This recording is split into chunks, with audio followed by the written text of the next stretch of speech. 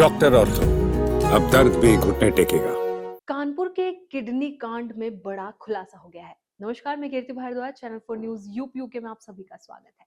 कानपुर के रावतपुर इलाके में स्थित एक 4 मंजिला अस्पताल जो कभी मरीजों और डॉक्टरों की आवाजाही से भरा रहता था, अब पूरी तरह सुनसान पड़ा है।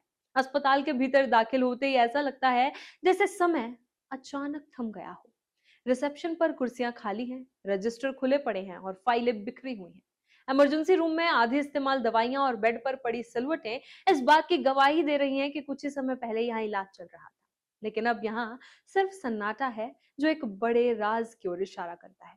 इस पूरे मामले की परतें तब खुलनी शुरू हुई जब अस्पताल के बाहर तैनात एक सिक्योरिटी गार्ड ने बेहद सामान्य शब्दों में बड़ी जानकारी दे दी।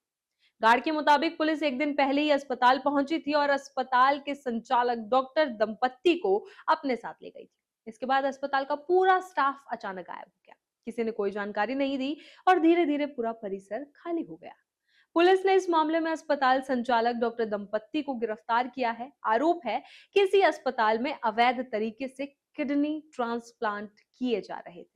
शुरुआती जांच में सामने आया है कि बिना जरूरी अनुमति के ऑपरेशन थिएटर में किडनी ट्रांसप्लांट किए जाते थे और इसके बदले मोटी रकम वसूली जाती थी। एक ट्रांसप्लांट के लिए 3 से 4 लाख रुपए तक की फीस ली जाती थी, जबकि डोनर और रिसीवर के बीच अलग से करोड़ों तक के सौदे तय होते थे। जांच एजेंसियों के मुताबिक ये कोई छोटा मामला नहीं बल्कि एक संगठित नेटवर्क था जिसमें दलाल, डॉक्टर, अस्पताल प्रबंधन और अन्य लोग शामिल थे। इस नेटवर्क का एक अहम हिस्सा एक कथित बिचौलिया था जो जरूरतमंद और गरीब लोगों को ढूंढता था। उन्हें पैसों का लालच देकर किडनी देने के लिए तैयार किया जाता था। इसके बाद उन्हें यह विश्वास दिलाया जाता था कि उनकी किडनी किसी जरूरतमंद रिश्तेदार के लिए ली जा रही है।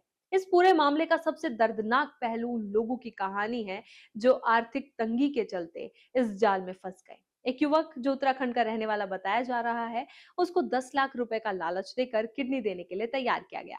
उसे ये बताया गया कि उसकी किडनी किसी परिचित के इलाज के लिए इस्तेमाल होगी, लेकिन बाद में आरोप लगा कि उसकी किडनी निकालकर उसे सिर्फ 6 लाख रुपए नकद और 3.5 लाख रुपए का चेक दिया गया, जबकि उसी किडनी को एक महिला के परिजनों को 90 लाख रुपए से अधिक में बेचा गया। ऑपरेशन के बाद डोनर और रिसीवर को कुछ समय तक अस्पताल में रखा जाता था, लेकिन बाद में उन्हें अलग-अलग स्थानों पर शिफ्ट कर दिया जाता था। इसका उद्देश्य ये था कि दोनों के बीच कोई सीधा संबंध स्थापित ना हो सके और जांच की स्थिति में पूरा नेटवर्क एक साथ उजागर ना हो। डोनर को दूसरे अस्पताल में भर्ती कर उसकी पहचान बदल दी जाती थी, जबकि रिसीवर को किसी अन्य स्थान पर ले जाया जाता था। इस रैकेट का खुलासा तब हुआ जब एक डोनर को तय रकम नहीं मिली और उसे लगातार टाला जाने लगा।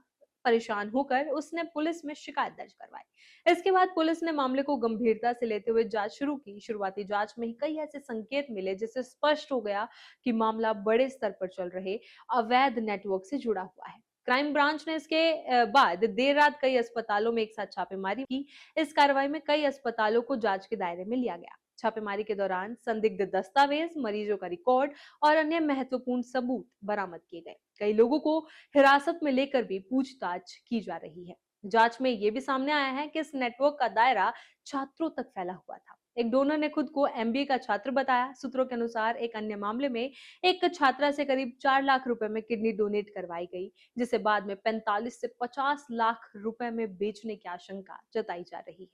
इसी तरह की खबरों के लिए बने रहे चैनल 4 न्यूज यूपी के साथ। डॉक्टर और तो अब दर्द भी घुटने टेकेगा।